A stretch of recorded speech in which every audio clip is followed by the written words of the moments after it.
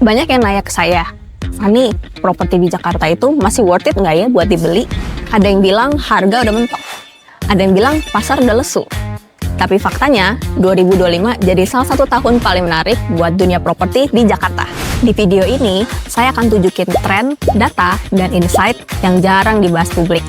Supaya kamu bisa bikin keputusan cerdas sebelum beli properti atau investasi. Saya Fani Giovanna dari Noble Asia, dan ini dia Jakarta Property Trends 2025. Masih worth it? Kalau kita lihat data 12 bulan terakhir, pasar properti Jakarta mulai pulih dengan signifikan. Tahun 2024, penjualan apartemen naik 18% dibandingkan tahun sebelumnya. Sebagian besar permintaan datang dari profesional muda, keluarga baru, dan investor lokal yang mulai berani masuk lagi. Area paling diminati, Sudirman, SCBD, Cipete, dan Menteng. Banyak developer yang sekarang meluncurkan proyek ready stock dengan promo bebas PPN 0%. Karena permintaan hunian di pusat kota kembali meningkat setelah pandemi. Sekarang, apa yang bikin tahun 2025 menjadi menarik banget buat pasar properti Jakarta? Ada 3 faktor utama. Pertama, PPN 0% diperpanjang sampai Desember 2027. Artinya, pembeli baru masih punya kesempatan besar untuk beli unit dengan insentif pajak.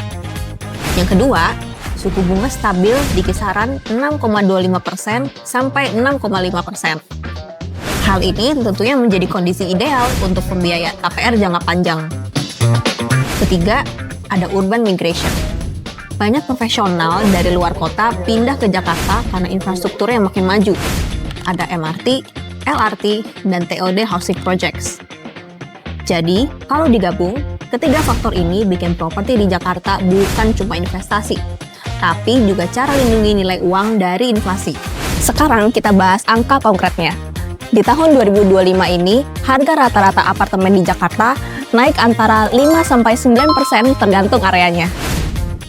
SCBD dan Sudirman naik 9% karena terus dinikmati ekspatriat dan pekerja korporat. Menteng dan Tamrin stabil di 6-7%, tapi punya demand jangka panjang karena prestis lokasinya.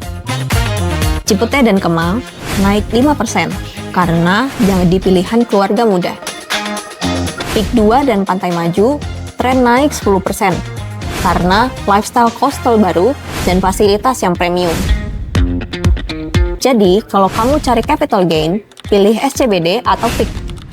Tapi, kalau kamu mau rental yield yang stabil, Cipete dan Sudirman tetap aman di atas 6-7% per tahun. Tapi tentu saja, bukan berarti beli properti selalu aman tanpa resiko. Ada beberapa hal yang harus kamu perhatikan sebelum kamu ambil keputusan. Pertama, pastikan legalitas developer. Jangan sampai tergiur harga promo kalau izin IMB, PBG, atau sertifikatnya belum jelas. Yang kedua, perhatikan biaya tersembunyi. Biaya notaris, balik nama, dan pengelolaan gedung bisa tambah 5-10% dari harga beli.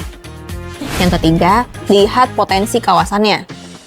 Pilih area dengan akses MRT, LRT, atau jalan tol baru, karena ini jadi faktor utama yang dorong kenaikan nilai properti di Jakarta. Jadi, apakah properti di Jakarta masih worth it tahun 2025? Jawabannya, ya, bahkan lebih dari sebelumnya. Selama kamu paham strateginya, beli di lokasi yang tepat, kerja sama dengan agen yang profesional, properti bukan lagi sebagai tempat tinggal, tapi juga sebagai masa depan finansial kamu.